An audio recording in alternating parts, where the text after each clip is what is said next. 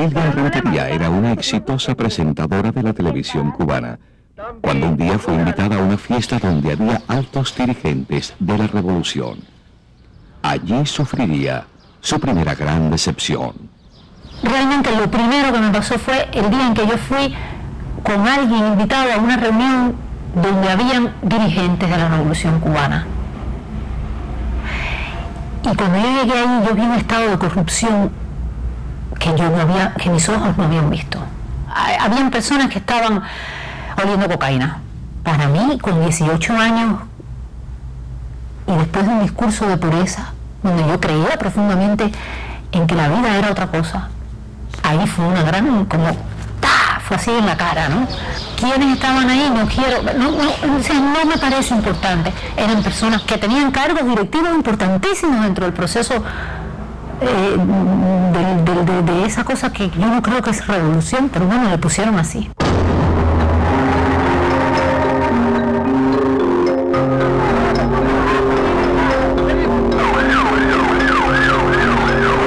Cuando empieza a la salida del Mariel, como el comandante había dicho, sencillamente que la embajada del Perú estaba llena de escoria, había que demostrar que en realidad era escoria.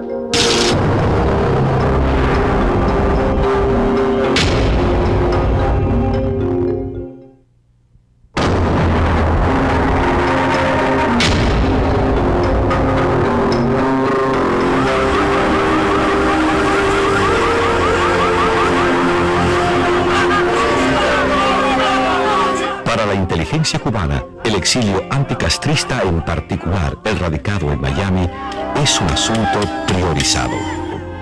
El exilio tiene una prioridad tremenda para el trabajo de la inteligencia y de la contrainteligencia de ambos. Durante muchos años, desde el primer tiempo de la revolución, se enviaron agentes a Miami para tratar de penetrarlo. Logramos penetrar la invasión de Valle de Cochino, logramos penetrar los comandos L. Alfa 66 estaba completamente penetrado y salió un agente y entraba otro. Nosotros tenemos fotos prácticamente de toda la gente que están entrenándose en los campos de aquí de Miami en un momento determinado.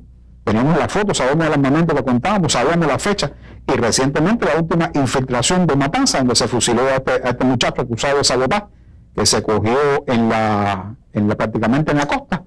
Hacía 3 días se estaba esperando. ¿Y dónde está el comité de recepción que lo estaba esperando? Nadie de esa gente fue a juicio. Solamente fueron ellos 2. Entonces eso sencillamente es penetración. Ahora, ¿a quién se penetra? A las sociedades, a las organizaciones más beligerantes.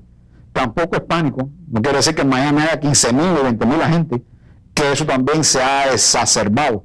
O sea, por determinadas vías se conoce información y se trasluce de que tenemos una amplia agentura en los Estados Unidos.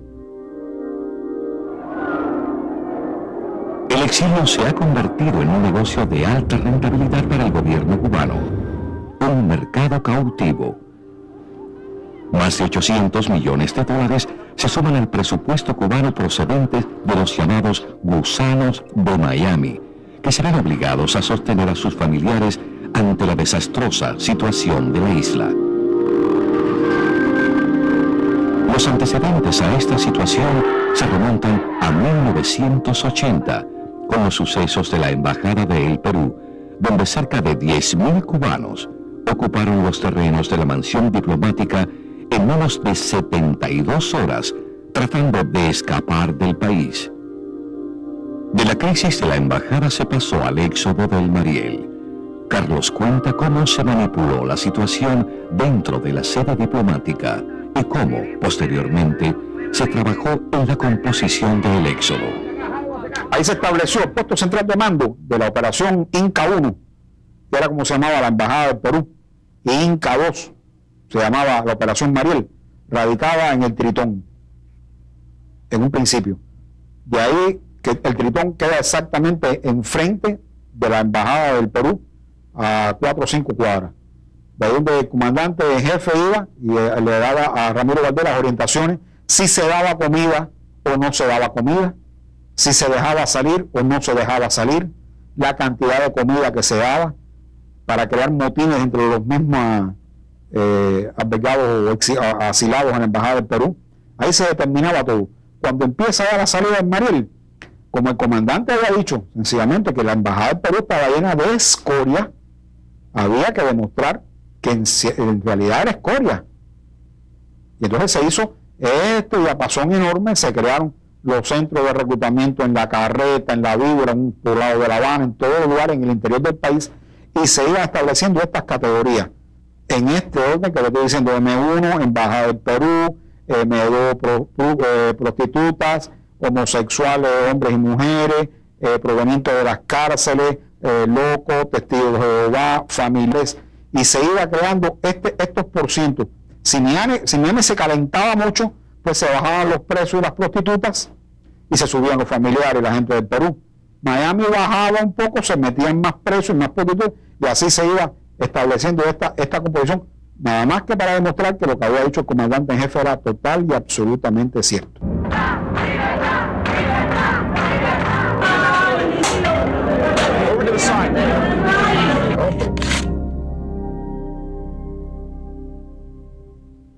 El contacto que se produjo entre el exilio cubano y los gobernantes de la isla puso de relieve la ganancia económica que estaba en juego. Porque se empezaron a crear puestos de venta de tabaco, de bebidas, de comida, de petróleo, de agua, talleres para reparar las naves, y ahí se empieza a ver que el exilio podía dar dinero y que la gente manejaba dinero. Y ahí Fidel empieza a detectar esto. También hubo gente que llegó con mucho poder adquisitivo, y ahí se empezó a trabajar también en otra vertiente, que era de gente que daba o venía a ofertar grandes sumas de dinero por sobrinos, hijos o familiares que estaban en edad militar. Y entonces había que pagar o por médicos o por ingenieros, y ahí se abre otra vertiente de obtener divisas. Castro necesitaba de divisas convertibles para sufragar el déficit en varios renglones de la economía y en sus propios proyectos personales. Reconoció la eficacia del sistema organizando una red de empresas capitalistas dirigidas por un grupo de su absoluta confianza. Él construyó aparatos paralelos que no tienen nada que ver con el Departamento de América, también para obtener divisas. Recordemos el caso del Departamento MC del Ministerio del Interior, que después su jefe, Tony de la Guardia, fusilado. Bueno, ese era uno de los aparatos que era para buscar dinero personalmente para Fidel Castro. Están los testimonios de Tony, después lo cuenta Patricio de la Guardia, el documento que logra sacar desde prisión, como la mitad del dinero que se hacía, no importa de qué operación, pudiera ser de narcotráfico, incluso comercial regular, la mitad iba, una para el ministro Abrantes y la otra se le entregaba a Pepín Naranjo, ayudante de Fidel. Años después de cerrada la causa 1, apenas quedan testigos que puedan dar fe de lo que realmente sucedió. El coronel Tony de la Guardia y varios de sus compañeros fueron fusilados a pesar de que, según sus familiares, Castro en persona prometió perdonarles la vida. El exministro del Interior, José Abrantes, falleció misteriosamente en la cárcel de un ataque cardíaco. El ex jefe del Departamento América, Manuel Piñeiro, murió de un extraño accidente automovilístico. El ex general de brigada Patricio de la Guardia, sancionado por no denunciar a su hermano, vive, pero está condenado al silencio.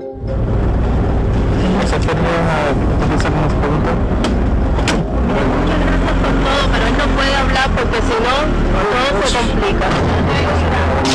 Ellos lo asesinan porque Raúl no se atreve, sin la anuncia, sin la aceptación, sin el sí, el ok de Fidel, no se atreve a matar a Camilo.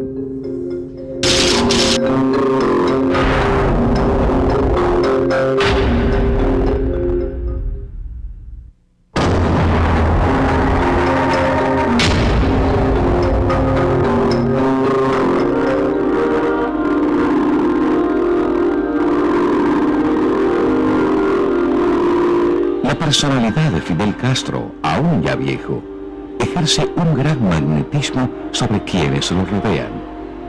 Castro lo pregunta y al mismo tiempo no sabe todo.